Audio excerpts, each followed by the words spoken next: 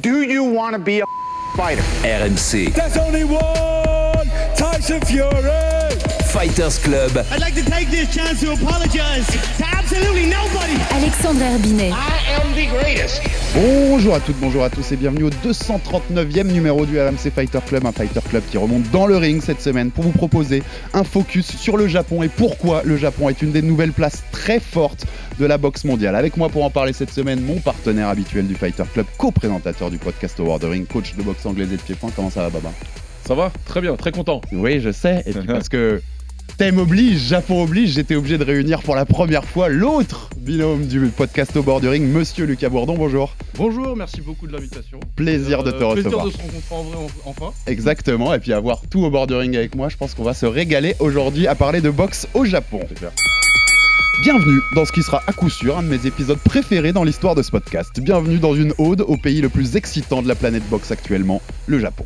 Dans le sillage de sa superstar Naoya Inoue, un des meilleurs boxeurs de la planète, les représentants du pays du soleil levant électrisent les petites catégories avec des talents en pagaille.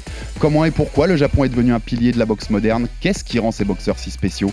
Le RMC Fighter Club ouvre le dossier boxe au Japon avant la superbe carte à Tokyo ce samedi avec 3 championnats du monde au programme. Il a pris beaucoup d'élan, Inoue, pour la donner cette droite. C'est incroyable. L'équation est terrible parce qu'au moment où on demande plus de prise de risque chez Marlon Tapales en doublant les jabs, eh bien il y a ses flancs qui s'ouvrent et Naoya Inoue fait mal mais vient s'imposer de nouveau pour la 19e fois sur 21 par chaos technique avant la limite. Taraji sending Oswaka through the ropes and ending the fight. And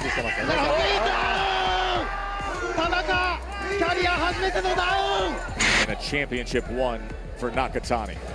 Oh my! That was devastating! He is laid out in brutal fashion! Et merci à Max pour cette petite prod qui réunissait quelques-uns des plus grands talents actuels du Japon dans leur dernier combat. On a notamment le dernier, c'était Junto Nakatani, son KO de l'année contre Moloney l'an dernier. Ça permet de mettre le contexte. Pourquoi on fait cette émission, Baba et Lucas ? C'est que samedi, à Tokyo, on a une superbe soirée pour eux, matinée pour nous, de boxe, avec donc Junto Nakatani, toujours invaincu, qui monte chez les coqs, conquérir une 3e catégorie. Il sera face au champion WBC Alexandro Santiago. On a Kosei Tanaka qui va tenter de devenir le 3e japonais à être sacré dans 4 catégories face à Christian Bassaswega pour le titre WBO vacant des Supermouches et Takuma Inoue, frère de Naoya, petit frère, qui défend pour la première fois sa ceinture WBA des coqs face à un ancien champion du monde des Supermouches, Gerwin Ancajas. Et petite cerise sur le gâteau, je serai aux commentaires, Baba, tu vois. Donc, je pense qu'on est parti pour 3h30 de propagande de boxe japonaise. Si vous suivez sur RMC Sport samedi matin, soyez prêts. Donc voilà pour le contexte. Rapidos aussi, 7 champions du monde dans la boxe actuellement au Japon.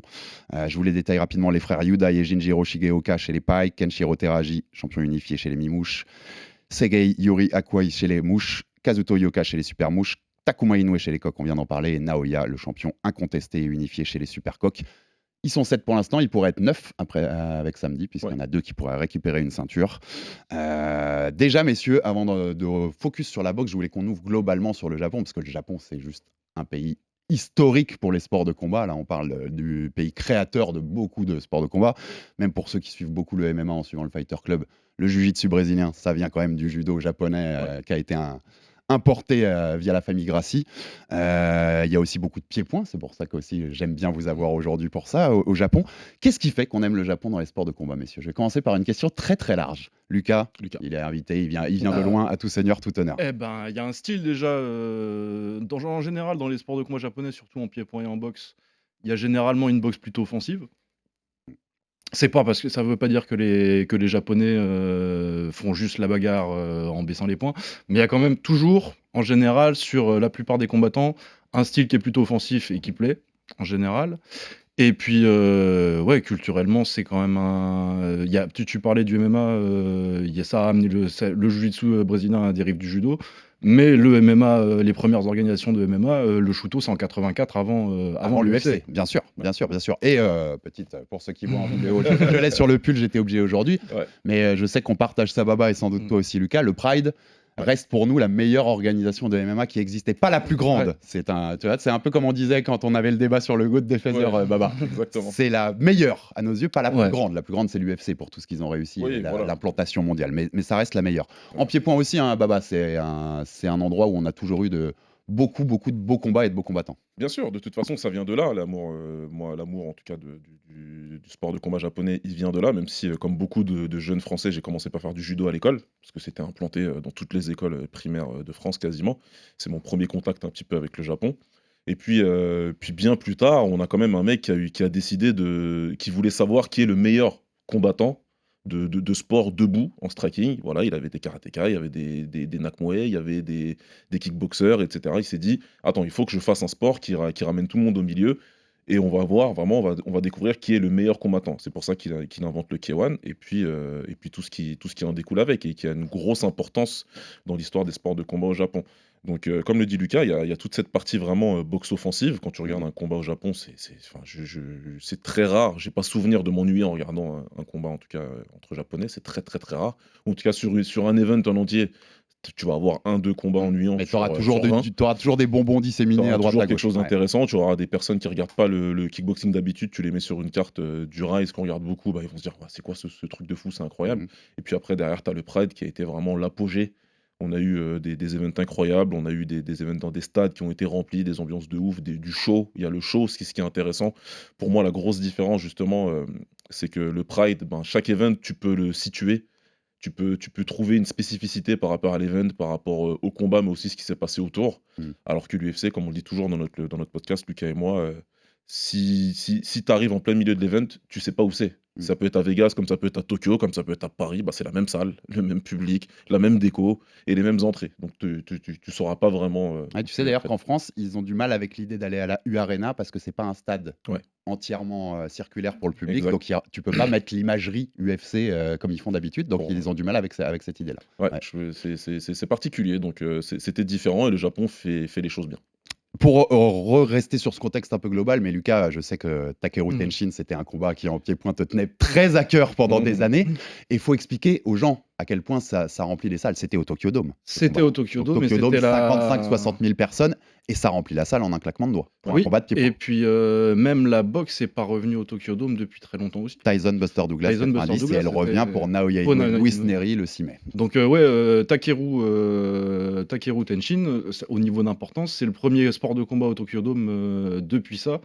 Et ça a créé surtout... là, moi, c'est un combat que j'ai attendu pendant des années. Et là-bas, ils le suivent vachement aussi, tu vois. Moi, j'ai pas ce recul-là sur le pied-point, mais c'était un Si, truc si, qui était si, ouais, hyper il y a un attendu. vrai... Ouais. Oui, c'était vraiment hyper attendu. Bah, de toute façon, ça a été diffusé que là-bas, hein, techniquement. Ouais. Oui, en vraie diffusion. Ouais, ouais. En vraie diffusion. On va Bon, chercher les on s'est streams, débrouillé. messieurs, voilà. On s'est débrouillé. L'oncle d'Amérique. Mais ça a été diffusé que là-bas. Et oui, ça, de toute façon, par la suite, Takeru a signé un contrat avec Abema qui en fait de très loin, je pense, le kickboxer le mieux payé du monde. Oui, bien sûr. Et puis surtout, moi, ça a apporté encore plus que ce que je pensais, parce que ça a plus ou moins terminé la guerre froide entre le K1 et le Rise, qui sont les deux grosses organisations, celle où était Takeru et celle où était Tenshin, qui maintenant se retrouvent à faire des copromotions. Le mois prochain, d'ailleurs, ils ont chacun un événement qui est leur premier gros événement de l'année, et il va y avoir des combats K1 versus Rise sur les deux cartes. D'accord, donc on voit cet intérêt global pour le combat qui va bien au-delà de la boxe qui nous réunit aujourd'hui. On va rentrer dans la boxe pure, messieurs, parce que c'est ça qui nous intéresse. Petit contexte aussi, déjà, je vous l'ai dit en off juste avant l'émission, sur BoxRec, 1251 boxeurs pro recensés pour le Japon, 421 pour la France. Ouais. En population, on est un peu moins de x2, 70 millions contre 125 millions. En termes de boxeurs recensés, on est x3. Ouais. C'est logique, en fait, vu ce qui se passe aujourd'hui, cette différence, Baba? Il y a plusieurs, tu peux l'expliquer de plusieurs manières. C'est logique pour le contexte japonais versus le contexte français. Nous, on n'a jamais pu faire décoller la boxe. En tout cas, on l'a fait décoller par période courte. Alors qu'au Japon, c'est quelque chose le combat, de toute façon, c'est quelque chose qui a toujours rythmé le sport dans le pays. Il y a des sports qui sont très gros là-bas. Le baseball, c'est ultra big et tout, mais le combat en général. Le premier champion du monde japonais de boxe, c'est dans un stade de baseball. Exact. Donc mais en tout cas, le combat là-bas en général, c'est très gros, et donc la boxe, c'est gros. Et puis, pour rentrer un peu au fond sans vraiment y aller, ils ont un système qui fonctionne très bien, en tout cas, qui va récupérer des boxeurs dès leur plus jeune âge. Ils vont rentrer dans un système qui est très très très bien fait, et qui va permettre de produire pas mal de combattants professionnels. Ouais. Et on peut en parler parce que c'était un de mes thèmes. C'est la Ouais. structure, en fait. La structuration de la boxe japonaise est très différente de ce qu'on trouve ici. Ouais. Notamment, là, tu le disais, dès le plus jeune âge et au lycée. Je Ouais. sais qu'au lycée, Ouais. les compétitions de lycée là-bas sont Mhm. hyper importantes. Tu vois, aujourd'hui encore, avec tout ce qu'a fait un Naoya Inoue, régulièrement, sur des réseaux japonais, moi je lis les mecs, ils reparlent de ces championnats au lycée en disant c'était un des lycéens les plus dominants. Ouais. Il y a cette culture dès la jeunesse, Lucas. en fait. Ben oui, du lycée, que ce soit en kick, en kick c'est différent, c'est plus des mecs qui viennent du karaté. Ouais. Mais comme tu as des programmes de kick au lycée, de karaté au lycée et à la fac aussi, il me semble, ça fait que tu as tout un système de détection de talent qui est beaucoup plus développé qu'en France, Mm. où tu te reposes sur un tissu de club associatif en fait. Ouais, c'est le cercle vertueux en fait. Ouais. Plus tu as ces compètes, plus des gens veulent y aller, C'est ça. plus il y a des talents qui sortent Ben en oui. fait. Ouais. Et c'est télévisé, tout ça, donc il y a une vraie lumière dessus.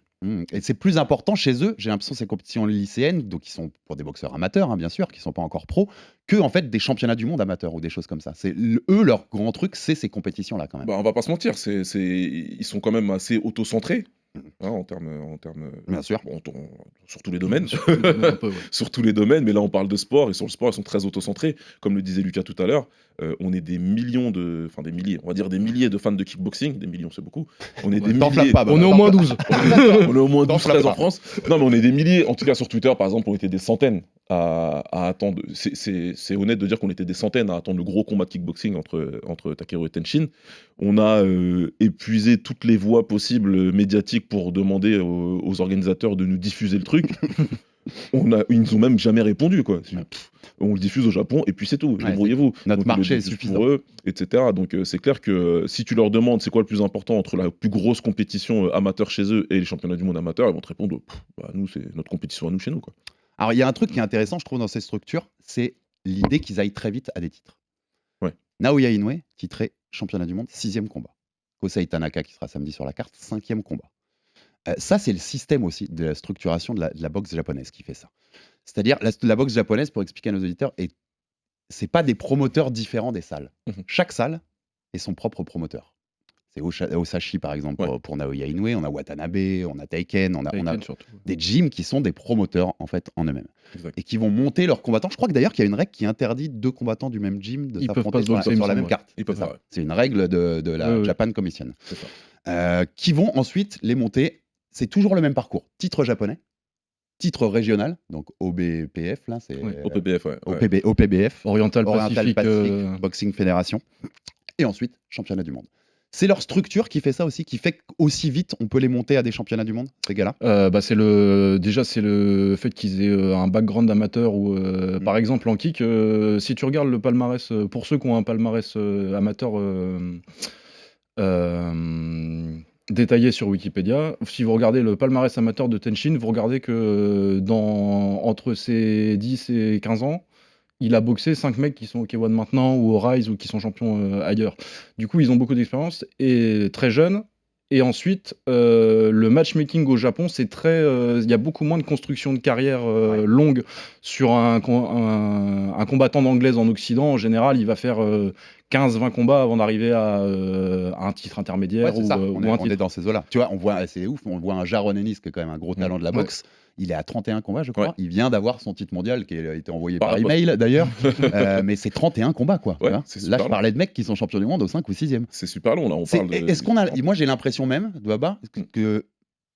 Tu vois, en Occident, les États-Unis et les boxeurs comme ça, on cherche plus parfois à construire le business d'un boxeur, Bien sûr. la marque d'un Oui. boxeur, plutôt que le sportif, ce qui est le cas au Japon. 100%, on veut pas sortir du fait que, en Occident, on veut pas sortir du principe que un champion, il faut qu'il soit marketable au possible. Mhm. Donc il faut d'abord qu'on le connaisse, il faut qu'il soit reconnu, il faut que les gens l'aient vu 2, 3, 4 fois en undercard d'abord, puis etc. Qu'il ait un main event contre un mec qui sort. Enfin bref, une construction de carrière, comme vous dites tout à l'heure, qui est longue. C'est un process long pour qu'on puisse arriver au fait que quand il boxe pour un titre, tout le monde se dise ah bah oui, c'est normal. Alors que en Asie, en Thaïlande, au Japon, etc. Et puis tu peux même pousser jusqu'à la Russie et l'Ukraine, hein, parce que tu vois un mec comme Lomachenko, il allait pas faire 17 combats pour combattre pour un titre. C'était hors de question pour lui. Clairement. Pareil pour Usyk, etc. C'est des gars qui ont tout gagné en amateur et qui partaient du principe moi je suis déjà un des meilleurs boxeurs du monde, je vais vous le montrer maintenant. Et les promoteurs aussi. Au Japon, c'est plutôt ça, c'est de se dire il a une carrière qui est documentée en amateur, qui est monté depuis le départ. Ils ont On déjà, sait qui c'est, déjà. on sait qui ils sont. Ils ont déjà boxé des mecs forts et on peut le faire. Maintenant, il y a un élément important au Japon, c'est que ce sont leurs propres promoteurs. Et ils ont la surface financière, ils ont la puissance financière pour le faire. C'est des mecs, il y a la télé qui les suivent et ça fait que tu peux faire venir des Vénézuéliens, des Équatoriens, tous T'as les mecs, l'économie pour ça. voilà, qui sont champions dans des petites catégories de poids en Amérique du Sud, beaucoup, principalement, parce que c'est pas des Américains, c'est pas la plupart du temps, c'est des mecs qui viennent de là-bas. Et on peut les faire venir, on peut les faire payer, pour les faire venir mettre leur titre en jeu, pas chez eux, quoi. Et les mecs sont très contents de voir la bourse arriver, etc. Ça marche très bien pour eux. Ouais, bien sûr. Et c'est notamment ce qu'on va l'évoquer aussi un peu plus tard dans l'émission, mais c'était le problème aujourd'hui autour d'un Naoya Inoue où le public américain considère mais il faut que tu viennes chez nous. Ouais. Et lui répond mais mec, l'économie elle est chez moi. Elle est chez moi pour ces catégories-là. C'est ça, et tu vas faire ton nom, et tu vas gagner de l'argent. Si tu prends un exemple comme José Linares, il a fait en fait, quand tu regardes toute sa carrière, à la fin, le gros de sa carrière, il l'a fait au Japon. C'est un mec qui parle couramment japonais, qui s'entraîne au Japon, qui y vit. Il avait compris qu'il y Parce avait une que économie là-bas. C'est Tekken qu'il avait récupéré, je crois. C'est Taken, ouais. Bah, Taken Chocolatito qu'il a aussi. récupéré. Ouais, Chocolatito, pareil. Tu vois, Ouais, c'est des mecs pareil. qui ont été récupérés très tôt et qui faisaient leur combat là-bas et qui sont superstars au Japon. Et tout leur convient en termes d'économie, etc., de notoriété, bah, ça leur convient. Donc ils sont devenus connus aux States, parce que c'est toujours ça, c'est toujours les States, c'est leur saut d'approbation ou pas, qui font que, à l'époque où Roman Chocolatito Gonzalez était probablement le meilleur boxeur au monde, t'avais plein de gens qui te disaient bah non, parce que je le connais pas.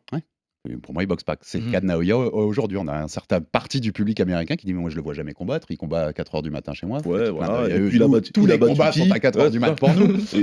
Et il a battu qui Tant qu'il a pas combattu le 17e américain qui a la ceinture NABF, pour moi, ce sera pas le meilleur. Ouais, bien sûr. Oui. Ou des Américains de 3 KO au-dessus aussi. Ouais, aussi, ouais. C'est la mode en ce moment sur Twitter en ce moment de dire qu'il faut qu'il boxe tank. Voilà. Exactement. Pour être sûr, vraiment. Pour être sûr, vraiment, est-ce qu'on est sûr qu'il est bon tant qu'il a pas bossé un mec qui fait 20 kilos de plus? Donc on a parlé aussi de cette structure, les promoteurs qui sont représentants des salles qui aident aussi à structurer cette boxe assez facilement. Mais il y a plein de petits points que j'ai notés moi là sur le côté structurel que j'adore au Japon. Par exemple, ça, j'étais pas sûr, j'avais un peu l'idée, mais j'ai confirmé ça en préparant l'émission. À part les titres OBPF et WBO Asia-Pacifique, vous savez que c'est interdit de disputer un titre intermédiaire au Japon. C'est génial. Il n'y a pas de WBC Silver, il n'y a pas d'international, il n'y a pas d'intercontinental. C'est interdit de le disputer ces titres-là au Japon. Tu vois, je savais pas, mais C'est parfait. un délire en fait. mais c'est ce qu'il faut faire, tu vois, parce qu'on n'est que sur les parce que titres qui ont sinon, une valeur régionale ou mondiale. Bah sinon tu te retrouves avec les 52 ceintures de la WBA. Ouais. C'est ça, clairement. C'est un système qui est bon, Baba Mais tu c'est penses parfait. Ouais. C'est le système qui respecte le plus la boxe. C'est vraiment la preuve la plus éclatante que la boxe est beaucoup plus un business qu'autre chose. C'est le nombre de ceintures WBC ou WBA ridicule, où la WBC ils inventent une ceinture dès qu'il y a un combat un petit peu qui sort de l'ordinaire. On a des WBC Azteca, Ultra, Waterpoint, je sais pas quoi, et à WBA qui t'inventent des super champions, des champions en retrait, des super champions, etc. et intérim et compagnie. Donc parce qu'on veut que tout le monde ait des ceintures et eux ils veulent récupérer des comment t'appelles ça? Des frais de licence. Ouais, voilà, des frais de licence un peu partout.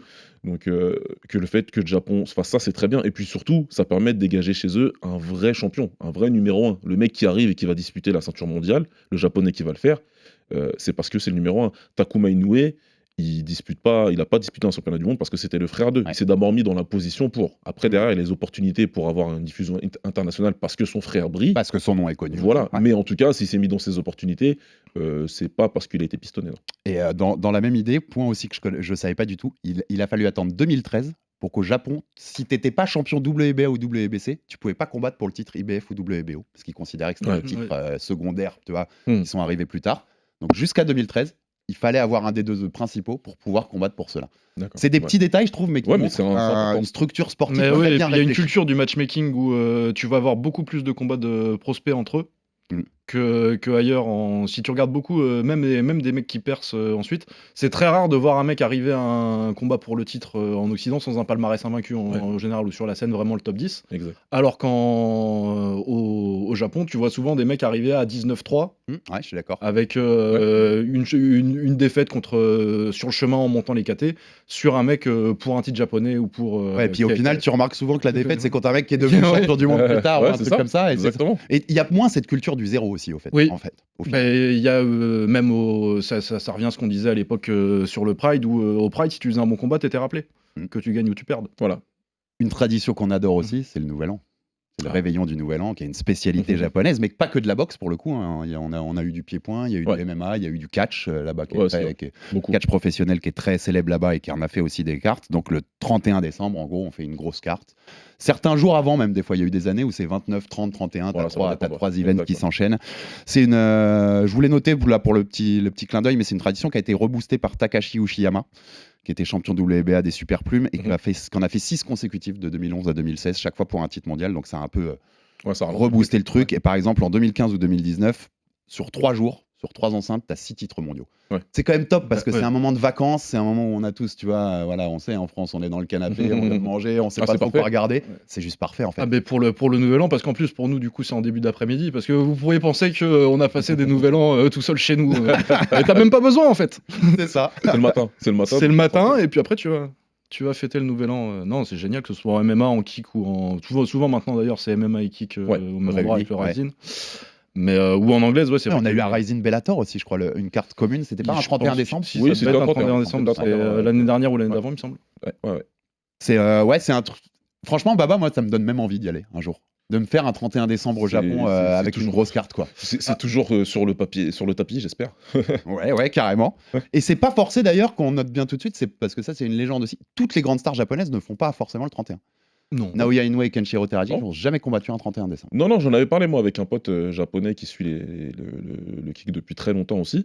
Et justement, le retour un peu en force de l'anglaise sur ces dates-là, c'était un peu aussi de dire, ils avaient vraiment laissé la place au MMA et au kickboxing. C'était vraiment des cartes qu'on retrouvait que dans ces sports-là.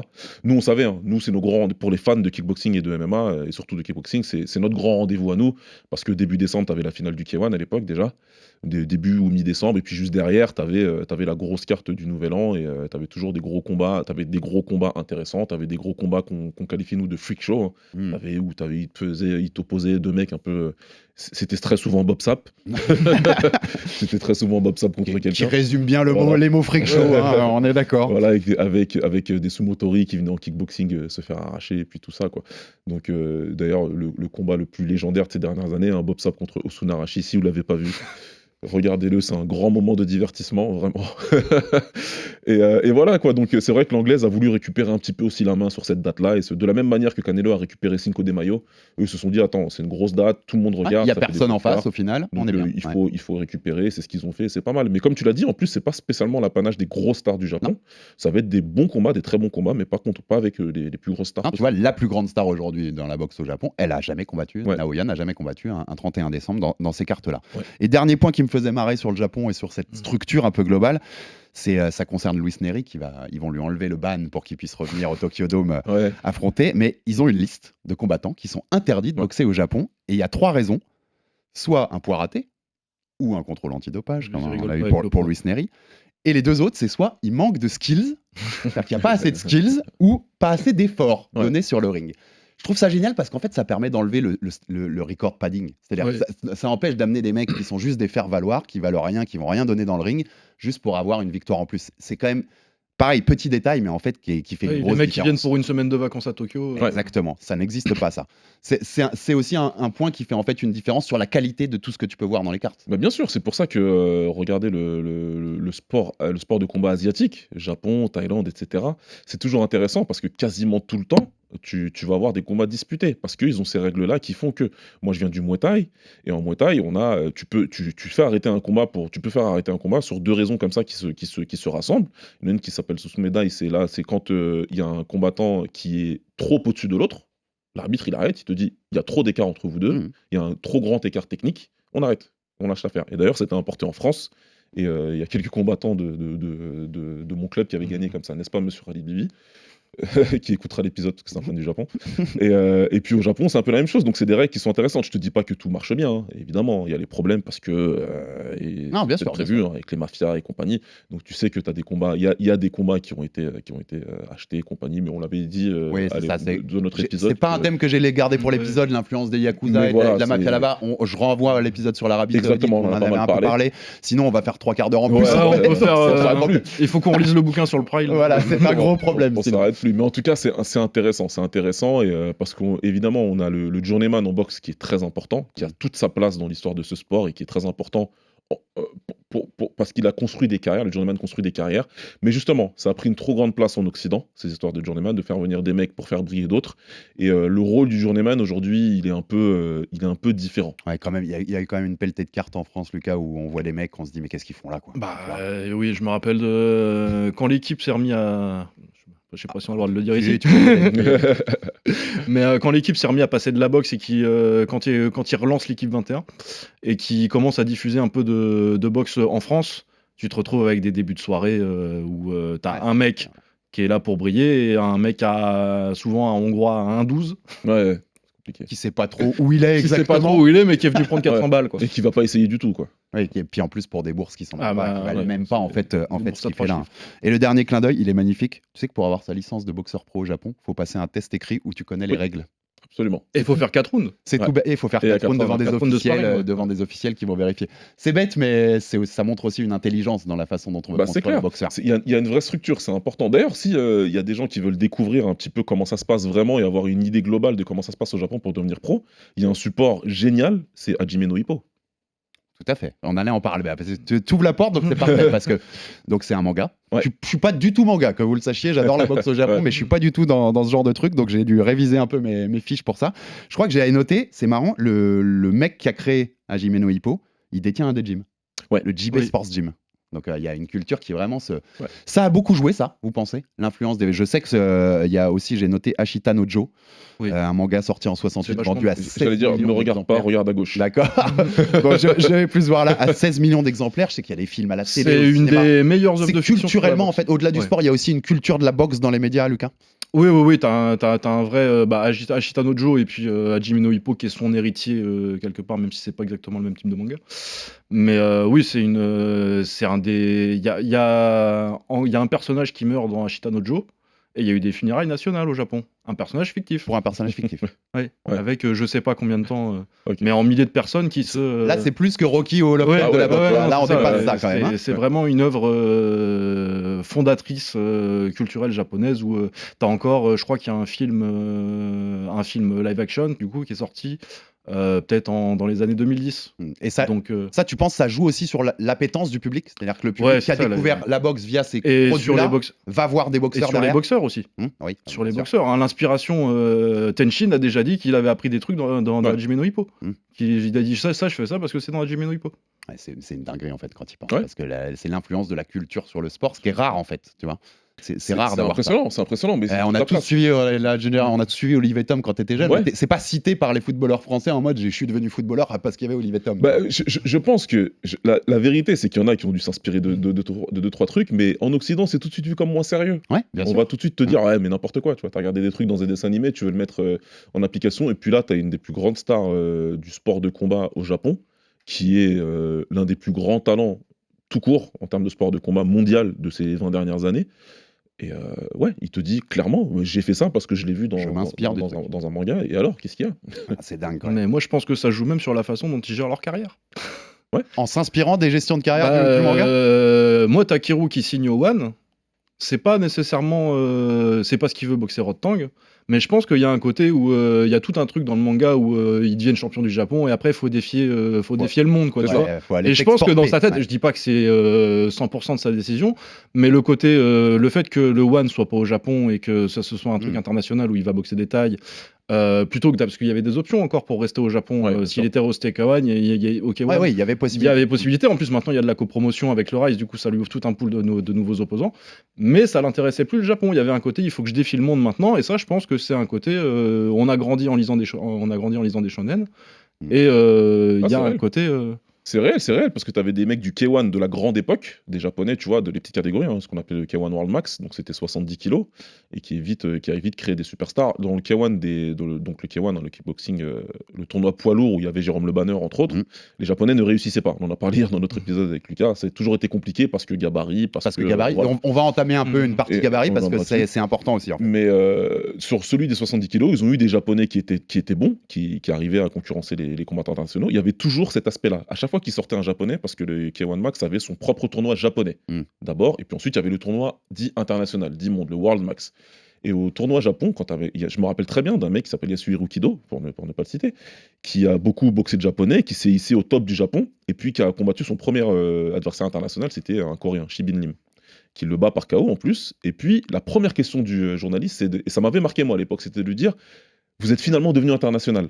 C'était sa première question, tu vois. C'était de dire « Ah bah maintenant c'est bon. Cette culture-là, rappelez-lui. Maintenant, ça y est, t'as pris ton adversaire international, t'es devenu un combattant international. Mais avant ça, t'étais que Japon. » T'es un combattant japonais. Exactement. Ah non, mais intéressant. c'est aussi une culture globale ça, qui est intéressante. Et ça donne aujourd'hui, au Japon, on a même des salles de boxe. Là, je voyais le B-Monster à Tokyo, c'est des œuvres d'art. En fait. C'est un truc de fou, ouais. Parce que c'est en plus Magnifique. fait avec Puis avec l'espace qu'ils ont en plus. Exactement, La facilité pour la faire une salle de façon qu'ils ont aussi de gérer la déco et tout ça, qui est Ouais. très japonaise, très minimaliste, mais très belle et tout. Et c'est des salles incroyables. T'as juste Super. envie d'y aller parce que c'est C'est clair. des lignes de sacs alignées avec les numéros de chaque sac et tout. Magnifique le Ouais. Monster par exemple. Donc il y a vraiment une culture globale sur la boxe au Japon. On parle pas que de sport. Pour parler de sport un peu plus et de sport pro notamment, parce que la boxe au Japon a été importée par les navires américains Ouais. au milieu des années 1800, au milieu du 19e siècle. Mais ils ont mis longtemps à avoir un champion du monde. Le premier champion du monde, c'est 1952, Yoshio Shirai. Premier champion du monde, donc c'est assez tard finalement Ouais, c'est par tard, rapport, ouais, par rapport au développement de la boxe. Mhm. Derrière, la grosse star des années 60, Fighting Harada, qui lui développe, je pense que c'est lui qui quand même fait exploser le truc là-bas au Japon, on est d'accord, vous qui connaissez bien l'histoire de ça. Derrière, un âge d'or dans les années 70 avec beaucoup de champions du monde, jusqu'à 5 en même temps simultanés dans ces années-là. Et là, le vrai âge d'or, en fait, en ce moment. Je le disais tout à l'heure, on a 7 champions du monde, possiblement 9 après samedi. Des mecs, des stars de partout dans les petites catégories. On est dans le vrai gros âge d'or en ce moment, en fait, de la boxe au Japon. Et il y a eu au total, pour le contexte historique, une nouvelle fois, un peu moins de 90 champions du monde dans l'histoire du Japon, dont 18 champions The Ring, donc la célèbre, la plus légitime, parce que c'est un peu le linéaire, le champion qui a battu le champion. Et il y en a 3, Shibata, Harada et Inoue, qui l'ont été dans plusieurs catégories. Voilà, ça, c'est un contexte un peu historique. Mais sur les 90, on en a quand même beaucoup en ce moment. Enfin, tu vois, sur les 10-15 dernières années, on a au moins une bonne vingtaine, je pense, dans ce lot-là, qui date des 10 dernières années. Donc, 10-15 dernières années. Même Donc, plus, peut-être même plus. Ça doit commencer à faire pas mal. De toute façon, il y a beaucoup plus de ceintures maintenant, du coup, ça fait plus de champions. Exactement. Parce qu'avant, t'as l'époque raison, de Fighting Harada, c'est t'as la ceinture WA et The Ring, quoi. C'est ça, t'as 2 titres. Donc, t'as raison, ça multiplie les possibilités aussi. Par contre, ce qui est marrant dans tous ces championnats du monde, c'est qu'on en a très peu qui dépassent les welter, on va dire. Moi, j'ai noté, on a notamment Koichi Iwajima, qui était champion chez les super welter, Masashi Kudo aussi, Tadashi Miura, et surtout Shinji Takehara, qui est le seul champion du monde chez les moyens. Il a été champion du monde, c'était en 95. Il y a eu Ryoto Murata aussi, mais c'était un WBR. C'était voilà ce que j'allais dire c'était intérim, pas la c'est ça. vraie ceinture. Ça pose aussi la question du gabarit. Toutes les stars de la boxe actuelle au Japon, on l'a dit, c'est dans les toutes petites catégories qu'on adore ici. On va pas le répéter 110 fois, mais on adore tout ça parce qu'il y a plus de technique aussi de choses. Le pound for pound japonais aujourd'hui, c'est Inoue, Nakatani, Teraji. Tu peux les mettre presque dans le top 10 mondial. C'est que des petites catégories. On explique ça par le gabarit, messieurs qui connaissaient un peu le Japon. En fait, c'est une question, on trouve pas les gros gabarits au Japon, on est d'accord. Très peu, beaucoup moins. Moi, une anecdote pour dire, les morphotypes, ça existe, les morphotypes régionaux. Je l'ai déjà dit ici, ma femme est colombienne. Quand je vais en Colombie, on galère à trouver des chaussures à ma taille. Parce que les Colombiens, grosso merdo, sont un peu moins grands et un peu moins, tu vois, sur les tailles de chaussures, ils en ont moins. Donc, t'en trouves, mais moins qu'en France, tu vois. Tu vas pas dans n'importe quel magasin pour trouver des tailles à 44, 45. Exact. Donc, c'est les gabarits qui font ça, Lucas. Je pense que c'est les gabarits, et puis je pense que après le judo doit phagocyter un petit peu les gros judo gabarits. Et sumo. Judo et sumo. Sumo, c'est un peu différent parce qu'en fait, je suis pas sûr. Enfin, si, il faut être grand, mais je suis pas sûr. Il faut surtout être gros, mais parce que quand tu vois un sumo à la retraite, c'est un japonais pas si grand que ça et normal. Parce qu'ils perdent le poids après. Donc c'est pas aussi évident que le sumo. Et je suis pas sûr, faudrait avoir Par contre, judo, on a eu faudrait avoir les nombres de participation, les taux de participation au sumo. Et je suis pas sûr que ce soit si élevé que ça parce que c'est quand même un choix de vie assez particulier. Bien sûr. Donc je suis pas sûr que ça phagocyte. Mais par contre, c'est vrai que la plupart des athlètes, tous les athlètes sport de combat au-dessus de 80 kilos que j'ai vu au Japon, c'était des judokas. C'est ça. C'est quand même l'un de leurs sports nationaux. Donc ça phagocyte tous ces grands. On sait que là, depuis 15 ans, il y avait toujours ces trucs dans les médias japonais qui battra Riner. Ils étaient ouf de voir que Riner dominait tout pendant des années. Avec un champion occidental aussi dominant, toutes les forces ont été vraiment dirigées vers si jamais il y a un mec qui est un peu grand et un peu lourd et qui est suffisamment athlétique, toute sa vie va être dédiée à battre ce mec-là, avant qu'il arrête sa carrière. Donc là, vraiment, on a redirigé toutes les forces possibles et imaginables dans les grosses catégories sur le judo. Vous pensez que ça changera un jour? Vous pensez que l'émergence de cet âge d'or un peu de la boxe en ce moment pourrait faire qu'on verrait des moyens, des super moyens, Des moyens, des c'est mi-lourds? possible, je pense. Des moyens, je pense que c'est possible parce que ça fait 70 kilos, ils en sortent en. Ouais, ils en et sortent on en en a kick, déjà eu comme relais, en fait. c'est pas impossible. Par contre, Au-dessus, c'est dur. au-dessus, j'ai Au-dessus, des doutes parce que je pense que je parlais du judo, mais en général, les joueurs de baseball, ils sont assez grands aussi. Tu Ouais. vois, genre Shohei Ohtani, quand je pense à un athlète assez grand, il doit faire bien son mètre 80 et ses 80-85 kilos. Joueur de baseball, pour ceux qui connaîtraient pas Shohei Ohtani. Et je pense que du coup, peut-être que les grands aussi se retrouvent au baseball, qui est quand même leur sport principal. Ouais, c'est ça. Moi, je pense que même si on est dans l'âge d'or actuellement et que ça incite forcément plus de gars à faire de la boxe, je pense aussi qu'on a un bon historique de 40 ans là, de sport de combat japonais. Et c'est la norme. C'est la norme qui a été établie, où c'est les petites catégories, c'est pour eux. Et Ouais, les derrière, petits gabarits vont se tourner voilà, naturellement vers la ils vont boxe, plus y aller, ils vont aller et- vers d'autres choses, comme le Exactement. baseball ou le judo. C'est Comme ça. tu Donc, disais, je pense que ça va rester comme ça. Peut-être jusqu'à 70 kilos, parce qu'il y a un peu plus maintenant de combattants à 70 kilos. Parce que même en kickboxing, hein, c'était pas légion, tu vois. Des mecs qui arrivaient à se hisser au haut niveau, vraiment, c'était pas légion, alors qu'ils avaient la plus grande organisation possible à ce poids-là. Donc ouais, je pense que ça ira pas plus haut que ça. Et même dans ces poids-là, j'en vois pas spécialement beaucoup arriver. Il faut qu'il y ait des Inoue un peu plus gros qui arrivent dans le futur. Et qui arrive à monter de KT un peu plus haut, parce qu'Inoue ça va s'arrêter bientôt. Oui, Il ça va- va. Dans va l'interview à The pouvoir Ring plus récente, il dit que ça va s'arrêter sans doute en featherweight, en fait, dans la catégorie Bah, d'au-dessus, ça, parce c'est qu'il normal. veut que ce soit naturellement avec son corps, et il dit, je pense pas que j'arrive. Bah, il en a combien super plume, en fait. 5 KT là du coup, parce qu'il en a sauté. Ouais, il en a Il en- sauté il en a une, donc sauté- ce il en a serait sa sauté une, 6e ouais. en featherweight. Ce Ouais. serait sa 6e s'il va chez les Ouais, plumes. bah, ça va, c'est bien. Et sur ces 90, pour le clin d'œil, sur ces 90 à peu près champions du monde, c'est marrant, c'est on a 2 frères en ce moment, les Shigeoka chez les pailles, et on a eu même 3 frères, les Kameda, qui étaient Aussi, champions oui, du c'est monde en vrai. même temps, dans différentes catégories. Mais voilà, c'est une affaire de famille aussi en boxe au Japon, puisque même là, on a vu les frères Inoue en ce moment, avec Ouais. le papa Shingo qui les a préparés. Il y a beaucoup d'histoires de famille dans la boxe et au Japon également. Il y a beaucoup de fratries en sport de combat japonais quand même. Il y en a vraiment beaucoup. Bah, Une fois que le grand frère part, ils y vont tous. quoi. non, C'est mais ça t'as Ifumi Abe et sa sœur qui sont. Excusez-moi, je me rappelle plus du prénom de sa sœur. Mais qui sont champions olympiques de judo. Ouais. Je vais même pas me mettre à citer toutes les paires en kickboxing. On en a même qui se sont boxés en finale du K1. 2 fois. 2 fois, ouais. C'est bien déjà, ils se boxent. C'est bien, ouais, ils se boxent, famille, ouais. les Shigeoka, ils ont déjà dit, il n'y aura pas Bah non, mais d'unification. en Occident, t'as des mecs qui se boxent pas parce qu'ils ont fait 3 sparring vrai. il y a 2 ans. C'est donc, vrai. Ou parce Là, qu'ils ils sont boxent sur souvent. Instagram. C'est devenu très Où ils drôle, ça, habitent mais la même ville, tu vois, ouais, je suis d'accord, ils ont le même boulanger, non, c'est pas possible, on peut quel pas. enfer. Mais, Après, je comprends que j'oblige pas les gens à boxer leur frère. Non. Je comprends, moi je boxe pas. Non, le frère, non, bien sûr que non. Là, en plus, si vous voulez, on vous remettra sur nos réseaux, Lucas et moi, les 2 combats dont on parle en kickboxing. Un qui a eu lieu en finale d'un tournoi du K1, et puis comme c'était pas suffisant, ils ont fait une revanche derrière pour le titre du K1, tu vois, carrément. Donc ils se sont préparés chacun dans leur Et ils coin. s'envoient, j'ai pas vu ces combats, je suis honnête, hein, ils s'envoient dans la tête, les mecs. Ah, le premier, c'est une guerre. Pire que tout, j'ai vu j'ai jamais vu ça. Le premier, c'est une guerre pas possible, et le deuxième, ça termine par un KO. Ah, le dîner d'après, le dîner. Il y a de les famille parents, d'après, il y a les parents. Avec les gros plans sur Avec les, les sur gros la, plans sur sur les les parents parents, qui sont effondrés dans le public. C'est horrible. c'est terrible. Et Alors même ça, nous, ouais, moi je partage Lucas, jamais j'affronte mon Et frère. même bon, nous, on arrête. était investis dans le truc en mode oh là là, tu sais, que le cœur qui bat à 1000 à l'heure, mais comment ils font ça, enfin bref. Donc ouais, on vous le partagera parce que c'est intéressant, mais encore une fois, ça dénote la différence de culture. Ouais. Ouais, bien sûr. Donc on vous disait, hein, on pourrait mettre le top 3 pound for pound d'aujourd'hui japonais, on pourrait le mettre dans le top 10 mondial. Qu'est-ce qui fait, messieurs, la force des combattants japonais aujourd'hui en boxe? Qu'est-ce qui fait leur... Moi, j'ai l'impression que c'est quand même un mélange de ce que tu disais tout à l'heure, Lucas. Ils sont de plus en plus... Je les trouve de plus en plus agressifs, d'ailleurs, avec le temps, un peu plus vers un style mexicano-japonais, un peu bizarre. Et très, très, très fondamentaux. Les fondamentaux. Ouais. sont parfaits. Ouais. Tu Quand n'es tu pas regardes, d'accord avec ce que je dis, t'y vas, Lucas. N'hésite pas, n'hésite surtout Non, pas. c'est la comparaison Mexique, je trouve que c'est pas. Non, pas comparaison, je dirais un mix un peu C'est bizarre. pas. Ouais, c'est dans l'attitude peut-être, dans Oui, le c'est plus corpus ça. technique, je suis pas Non, tout à fait c'était d'accord. plus dans l'attitude et dans la façon Ouais, d'y aller, dans de l'agressivité, vouloir y aller, dans le fait que ce soit une boxe agressive, je suis d'accord. Dans le corpus technique, je trouve que c'est la boxe mexicaine, c'est quand même un peu plus particulier, beaucoup de travail bien au sûr. corps et tout, et beaucoup. Ça peut, parce que tu peux être un boxeur comme Nakatani par exemple, il est très agressif, mais c'est pas nécessairement en mettant la pression et en étant toujours vers l'avant.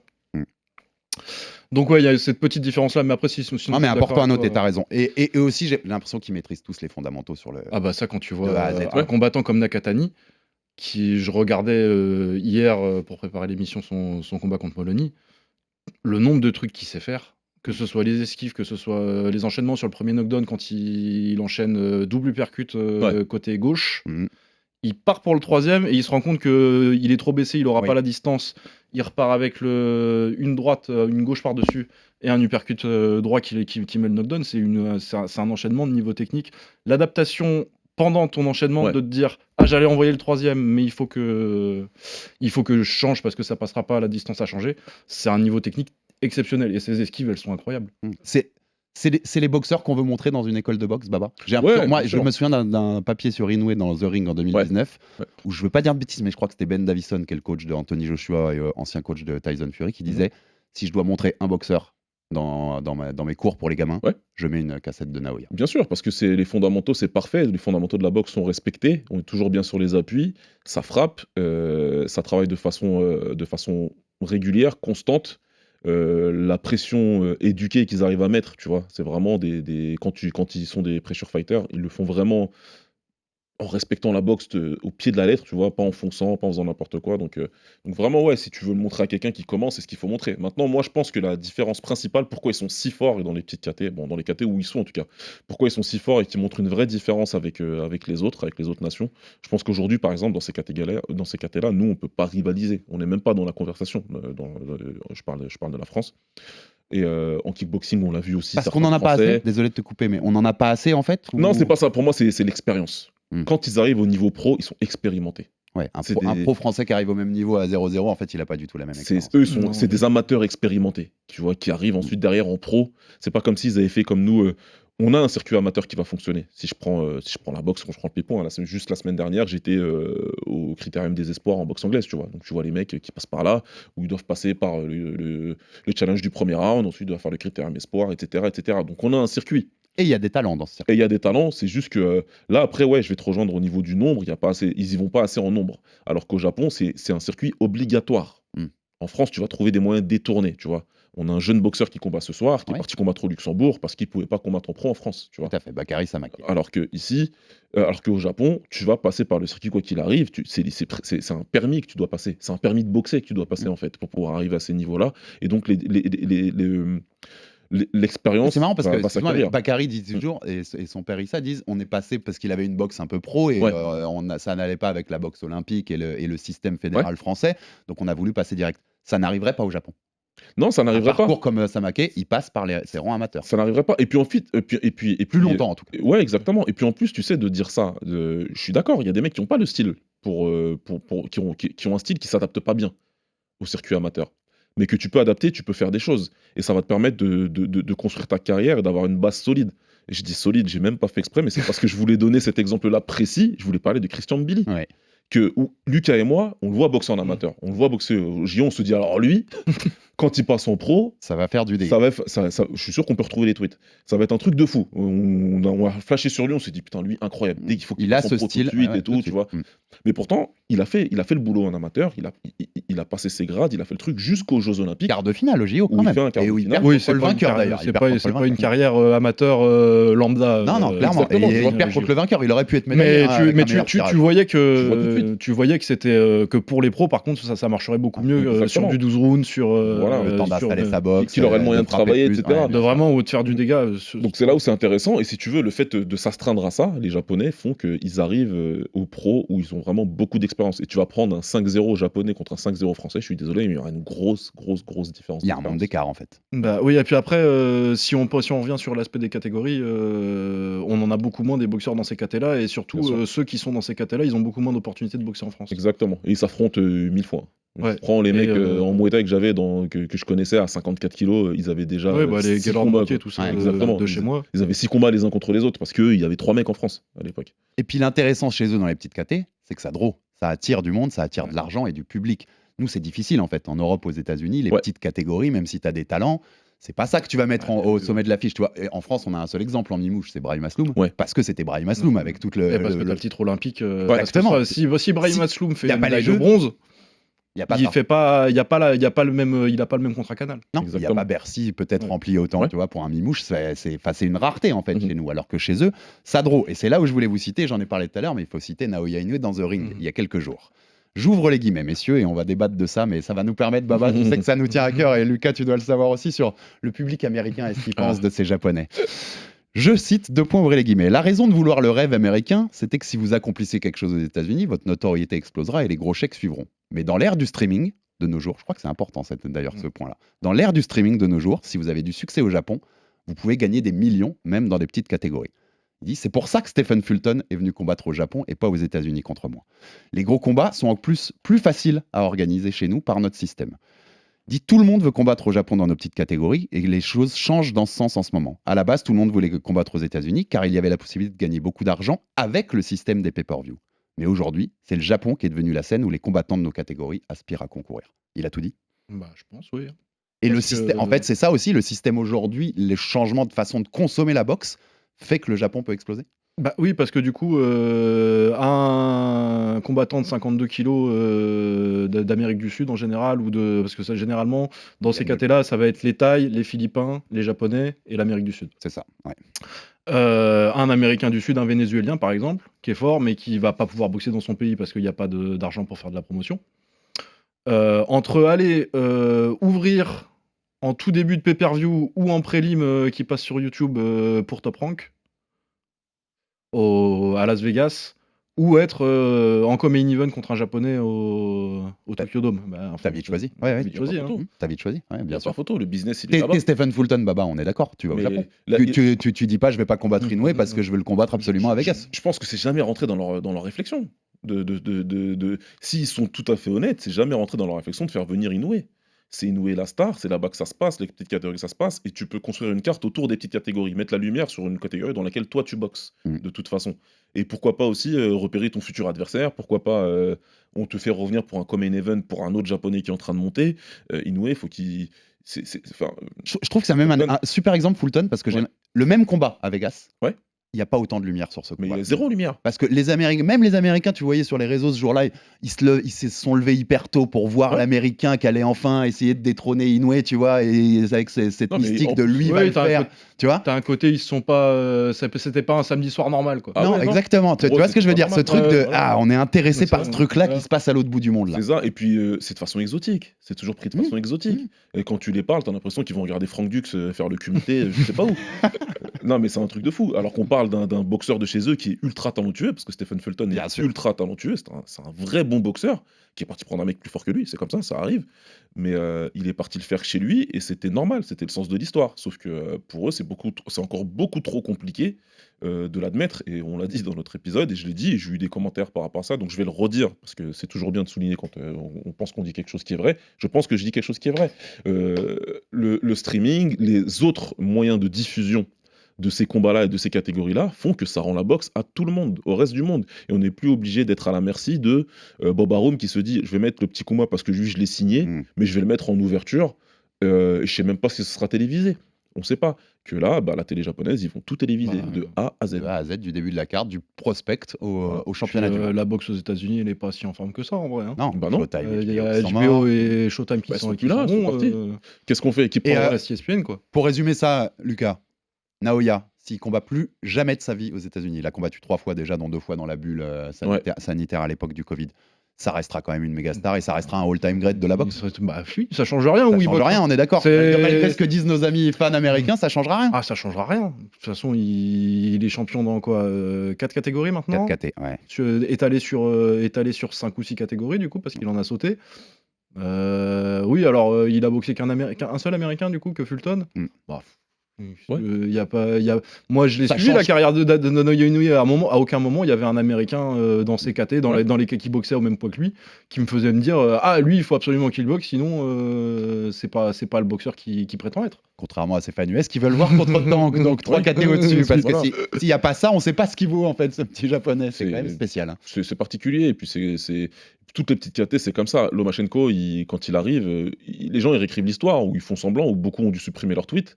Mais c'est pareil, hein. Lomachenko, quand il arrive et qu'on lui donne une chance mondiale à son deuxième combat, tout le monde dit mais n'importe quoi. Et pourquoi on fait ça? N'importe quoi, comment ça? Mais qu'est-ce que vous Et encore aujourd'hui, le disrespect pour Lomachenko, il est parfois dès violent. Qu'il a perdu, voilà, vous vous rendez compte, il s'est fait rouler dessus par Devin Haney. Rouler, pas les mêmes yeux. On n'a pas vu le même combat. Dans mon souvenir, ça se joue un round et c'est parce qu'il démarre un peu trop tard, notre ami Vassil. Mais bon, on va pas refaire l'histoire, c'est juste pour dire en tout cas que bah, c'est toujours comme ça, mais ça change. Par la force des choses, ils vont devoir regarder ailleurs, et beaucoup vers le Middle East, et ils n'ont pas trop le choix. On renvoie une nouvelle fois à notre épisode précédent sur l'Arabie Saoudite. Et 2 dernières questions pour vous, c'est plus des clichés qu'on a sur le Japon, et je voulais voir ce que vous en pensiez de ces clichés-là, et s'ils sont réels, vous qui connaissez bien via le pied-point, la boxe et tous les autres sports de combat. On dit toujours, le public c'est quand même un peu terne, c'est pas très bruyant. Moi, je suis pas d'accord. Ouais, moi non, je suis pas hyper d'accord non plus, allez-y. Ouais, parce Bah, moi, un des moments les plus marquants en termes d'interaction avec le public, que j'ai vu en sport de combat tout confondu, pas au Japon, pas juste au Japon, c'est Andy Hug en finale du K1 96 qui met sur le knockdown, c'est le Hug Tornado, c'est le coup de pied retourné dans les jambes de Bernardo. la cuisse. Où il se met à compter avec le public, t'as le public qui rejoint le compte, rejoint le compte, le 1, 2, 3, 4. Ah, t'as dû avoir la pression là quand t'es au sol. Et oui, il fait, c'est une fin de film, à la fin il saute comme ça avec pose de victoire, c'est une fin de film le truc. Et oui, c'est un public un peu plus calme qui va pas huer, mais c'est faux de dire qu'il s'enflamme pas. En fait, c'est plus respectueux. Oui, en termes de respect. Les histoires de Bas Rutten qui te racontent, oui, moi je mettais mon coach au fond de la salle parce qu'il avait pas le droit de coacher et je l'entendais quand même. Oui, ça arrive parce que tu boxais au Pancras dans les années 90 et que c'est pas le Tokyo Dome, quoi. Mais oui, c'est une foule un peu plus calme en termes de huée, peut-être sur un combat standard. Mais quand ça s'enflamme, une foule japonaise, c'est comme n'importe quelle. Ça gueule pareil qu'une et même sur des combats, même en boxe 100% japonais ou japonais, tu vois, entre japonais, des fois ça y va, quoi, ça y va fort. Ça s'enflamme, ça y va, tu les entends. C'est juste qu'ils sont beaucoup plus, ils sont plus respectueux de certaines phases du combat. Tu vois, sur la phase d'observation, par exemple, bah, ça va moins siffler. Moi, il y a un truc qui m'a toujours marqué sur les cartes de Vegas, c'est que limite, les débuts de combat, si tu tends l'oreille, tu peux entendre des conversations des gens dans le public. Ils parlent, ils se retournent, ils machin. Tu sais, la manière de consommer... Très souvent le cas, parenthèse, très souvent le cas aussi à l'UFC. Tant que t'es pas au co-main ou main event à Vegas, t'as l'impression que t'es dans un... Moi, ça m'a frappé, mes années aux States, ce qui m'a le plus marqué, c'est la manière de consommer le sport. Vraiment, c'est de se dire, c'est un divertissement que je consomme quand j'ai envie, et je vais consommer les minutes que j'ai envie. Tu vas regarder un match de basket au Madison Square Garden, tu as l'impression qu'il se passe plus de choses dans les coursives que dans les gradins. Le baseball, ça se consomme comment ? Bah, devant le stade, où tu as tous les mecs qui font leur barbac, etc. Et j'ai demandé à un mec, mais pourquoi vous n'allez pas dedans ? Il m'a dit, mais pourquoi faire ? Quel intérêt ? Il m'a dit, tout se passe ici, pourquoi tu veux rentrer dans le stade en fait ? J'ai dit, parce que j'ai payé ma place. Moi, je suis français. Même au foot américain, tu as cette tradition sur les parkings, le tailgate, exactement. C'est assez particulier. Et au Japon, par contre, on vient pour consommer, on vient pour regarder ce qu'on est venu regarder. Et tu as beaucoup de gens qui connaissent ce qu'ils sont venus regarder. Et donc, ouais, ils vont être assez. Tu vas avoir une certaine tension dans la salle quand c'est un gros combat. Putain, le Tenshin Takeru. Après les entrées, la tension, tu peux la couper.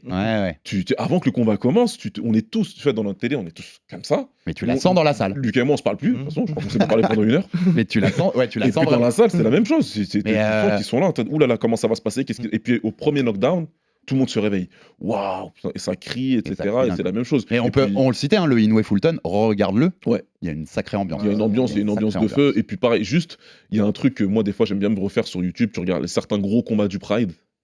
Tu prends le combat entre Crocop et Fedor, tu vois la réaction du public à l'entrée de Crocop et à l'entrée de Fedor, alors que Fedor, son entrée, elle est hyper solennelle, tu vois. Elle est solennelle avec sa musique, tu sais, très...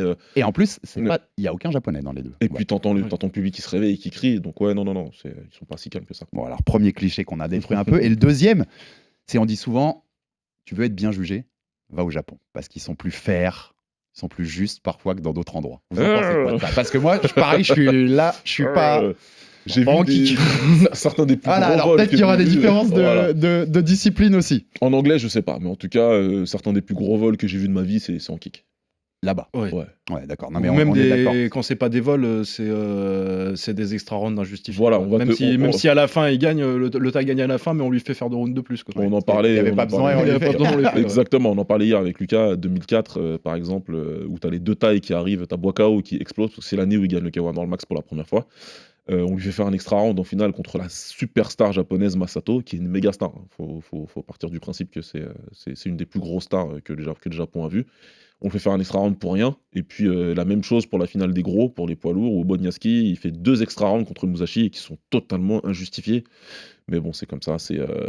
Voilà, ça c'est déjà arrivé. En anglaise, j'ai pas d'exemple. Non, mais je pense que moi j'avais lu beaucoup ça, notamment par exemple autour d'Inoue Fulton, où les mecs disaient, mais de toute façon, s'il va au bout, tu vois, s'il va au bout, ce sera fair, ce sera machin. Donc j'en sais pas plus que. Non, c'est pas vrai. On sait pas plus J'ai que pas le dans d'autres souvenir endroits au de- monde, quoi. Mais... Ouais, j'ai pas le souvenir de gros vols en anglaise au Moi non Japon. plus. Peut-être qu'ils sont Pas un comme petit ça, peu mais- plus faire. Après. Et souvent d'ailleurs, tu sais, dans les championnats du monde, il n'y a pas Ouais. que le japonais. Ils Non, importent non, des non, juges oui. extérieurs, Ouais. sauf si c'est Oui, japonais comme contre si- japonais. ouais. Mais Mais Non. je pense pas que ce soit le pire endroit où se faire juger. C'est l'Allemagne dans les années 2000. Oh putain. Ouais. Vladimir. Pour la petite dédicace. Mais après, je suis sûr que tu creuses un peu, tu trouves des décisions ou Voilà. des 115-113 où tu peux discuter de savoir si le japonais méritait son 115-113. Mais ça, de toute façon, c'est dans tous Tu les l'as pays. trouvé partout, À peu ça. près partout. Boxer à la maison, c'est un avantage de toute façon. C'est un peu partout, tu vas trouver, mais on l'a dit en début d'émission, il y a des combattants étrangers qui ont fait leur carrière au Japon et ça s'est très bien passé pour eux. Chocolatito l'a fait, Linares l'a fait, il y en a plein d'autres qui l'ont fait. Oui, il s'est pas dit, tiens, mais je me suis fait Et voler. ils ont battu beaucoup de Japonais dans le process. Et on finit par juste petit bonbon pour vous. C'est qui votre boxeur et pied-point préféré venu du Japon? Dans les deux disciplines. Dans les deux disciplines. En pied-point. Actuellement, je dirais Yuki Yosa pour prendre les. Parce qu'il y a un truc. Yuki Yosa, c'est le premier mec que je vois combattre comme ça et ça fait quand même 20 ans que je regarde du kick. Ouais. Donc il y Quand a un même. côté inédit, sinon Takeru, parce que. Et puis en anglaise. Bah, j'aime beaucoup Inoue, mais ça fait un peu. Ouais, bah, C'est pas assez hipster, faut que j'en trouve un autre. exactement, faut aller plus loin. Bah, Fighting Harada, j'aime beaucoup, si vraiment à l'ancienne. Les combats contre Eder Joffrey, par exemple. Ouais, grave, les deux. J'adore Eder Joffrey La, aussi. la revanche à ouais. Tokyo devant 15 000 Ouais, personnes, exactement. c'est ça qui fait Magnifique. exploser la boxe Ouais, au Japon. C'est une exactement. des raisons, hein, Ouais, non, c'est ce vraiment. combat-là. Et après, Uchiyama, j'aimais bien. Même s'il a fait très mal à un de mes boxeurs taille préférés, Jomtong, quand il est venu le chercher en anglais, ça a duré 2 rounds. Ouais, ça a été un état. Mais ouais, comment il s'appelait Akira Yaegashi aussi. Ouais. Mhm. Qui avait boxé, il a boxé Chocolatito, il me semble, mais qui était Ouais. champion. Il était sur la fin quand il boxe Chocolatito, il a plus ou moins sa carrière finie par. Ça aussi, cette époque-là, donc ouais, les années 2005 à 2015, tu vois, c'est à peu près cette époque-là où je découvre la boxe japonaise, les frères Kameda aussi. Ouais, bah moi Mais, je le découvre sur la fin de cette période-là ouais. avec Inoue. Enfin, pour le coup, moi je suis. Bah, quand je ça a suis- commencé à être diffusé, à être plus accessible, parce Ouais, qu'il y a c'est aussi ça. exactement. Parce que certes, c'était diffusé au Japon, mais l'explosion de YouTube en 2005, ça a changé. Ça a fait, par exemple, sans YouTube en 2005, Monchipour contre Somsak, Ouais. et jamais combat de l'année. Et je suis complètement d'accord parce que moi Absolument. je l'ai vu la première fois que je découvre Inoue, c'est contre Narvaez. Ouais. Et c'est via YouTube. Enfin, jamais j'aurais vu ces combats. Jamais En fait, tu m'aurais- 10 ans avant, j'aurais peut-être mis Ah, tu peux pas. plusieurs années avant de voir le cum. Ouais. Parce que c'est Ouais. juste pas, Ouais, c'est clair. c'est juste pas disponible, quoi. Baba, de ton côté? Non, en anglais, je vais pas mentir, c'est Inoue. Mm. J'en ai vu plein, j'en ai vu d'autres qui ont été très bien, mais il y en a aucun qui m'a vraiment fait envie de voir tous ces combats en live, etc. Même si j'ai rattrapé toute la carrière de Fighting Harada plus jeune, enfin quand j'étais plus jeune qu'aujourd'hui. Et super combattant, d'ailleurs j'invite tous les auditeurs à aller regarder ces combats. Mais Inoue, franchement, il est très haut dans ma tête tout court. C'est-à-dire que c'est mon japonais préféré en anglaise. Et puis même en termes de boxe, depuis que je regarde la boxe, j'en mets pas beaucoup devant Au-dessus, lui. ça. Ouais. Ça c'est clair. Après en kick, moi c'est ultra hipster, mais mon préféré, tout le monde, ceux qui me suivent le connaissent, c'est Yoshihiro Sato. C'est un combattant de kickbox de Muay Thai d'abord, qui a fait sa carrière un petit Ceux qui peu n'ont en pas Muay l'image, Thai, il faut voir le en sourire de Thaïlande. Baba quand il prononce le nom, il dit tout. le C'est sourire. un mec qui a gagné et qui a perdu beaucoup. Tu vois, donc c'est même pas un mec à l'aura d'invincibilité ou je sais pas quoi, mais, Non, mais il y a un truc, quoi. le mindset du mec, Mm. incroyable. Déjà, son surnom de combattant, c'est Mugen Sniper, ça veut dire le sniper de l'infini. Donc déjà, tu vois, il est parti chercher Et c'est vraiment ça, tu vois, c'est un mec qui lâchait jamais à faire un combattant vraiment assez exceptionnel dans la mentalité, qui a combattu un Français, une des légendes du Muay Thai en France, qui s'appelle Yacine Benadj, et qui l'avait battu. Et qui est arrivé très tard sur le kickboxing, mais qui a quand même réussi à faire sa carrière. Et puis, si tu veux, c'est un peu l'histoire de l'underdog, le mec que personne connaît au Japon, et qui arrive très tard dans un sport qui est devenu ultra populaire, qui arrive plus vieux que les autres, et qui finit par faire sa place, et qui finit par avoir son heure de gloire, parce qu'il met KO Bois KO, déjà, et ça a été une Ouais, des donc plus grosses c'est surprises que j'ai l'histoire vues de ma aussi vie. qui te plaît. Voilà. C'est l'histoire globale. Et toute son histoire, et puis derrière, il finit par devenir enfin une star au Japon, et voilà. Donc j'aime beaucoup ce combattant. Ok, bon, moi je vais pas faire semblant de plus connaître le petit point que je le connais, donc je vais pas aller dans des choix ou dans des trucs comme ça, donc je vais rester sur la boxe anglaise, bien sûr. Ouais. Vous savez qu'Inoue c'est chouchou depuis très longtemps, et actuellement, il faut regarder Junto Nakatani, Kenshiro Teraji. Je pense que Ouais. on n'est pas déçu si on regarde des combats de ces deux-là, et puis le Jingiro Shigeoka, tu sais que j'adore le Super, le je sais, petit ouais. poids paille. Je sais, Il faut que je le regarde plus. Ah, je sais les qu'il va coups au faire corps, chier, tu vas, ouais. les coups au corps, tu vas adorer. Hein. Et puis Arada, pareil, moi j'ai rattrapé parce que je te dis, j'ai Bah, fait avec ça, Inoue que j'ai commencé, donc de toute façon, on n'était pas nés. De toute façon, on était pas même nés, si ouais, on non. est vieux, Ouais, on n'est pas si vieux, exactement. Mais allez découvrir ça parce que les combats sont aujourd'hui disponibles. Enfin, on peut en trouver en tout cas. Ouais, et puis un c'est Kazuto cool de Yoka voir ça. aujourd'hui aussi. Ouais, Kazuto Kazuto Yoka, Yoka, j'aime bien bien. sûr. Ouais. Tanaka qui sera sur la carte aussi. Sur la carte, Il y a beaucoup, Il y en a de beaucoup, monde. il y en a beaucoup à regarder. des fois, ouais. C'était cool d'avoir fait ce petit Ouais, c'était panorama du Japon et de notre amour pour la boxe japonaise et boxe au-delà de l'anglaise. D'ailleurs, vous avez pu le voir dans ce podcast. Merci, messieurs de bord du ring. Retrouvez tous, hein. Je le dirai jamais assez, mais c'est dans les originaux podcasts en France sur les sports de combat au bord du ring. C'est des fois des discussions de 3 heures. Ouais. Et ça va vous passionner si vous adorez le combat. T'as vu que j'ai eu tous les OG maintenant. J'ai eu vous deux, Samir et Omar, c'est de clair, Octogone. c'est clair. C'est bon, ma C'est la mission même est galaxie, réalisée tout ça. à RMC Sport. C'est bon, les gars. Donc merci pour la présence et j'invite tous les auditeurs à aller vous découvrir sur Au bord du ring. Merci beaucoup. Rendez-vous samedi pour cette carte avec Junto Nakatani, Kosei Tanaka et Takuma Inoue, le petit frère de Naoya. Ce sera sur RMC Sport à partir de 10h. Ouais. Abonnez-vous sur toutes les plateformes pour rater aucun épisode du Fighter Club. Envoyez-nous des commentaires, des pouces bleus, ça fait toujours avancer le bousin. Et à très vite pour un numéro du RMC Fighter Club. Salut Lucas, salut Baba. Ciao, ciao. Salut, merci. RMC Fighters Club.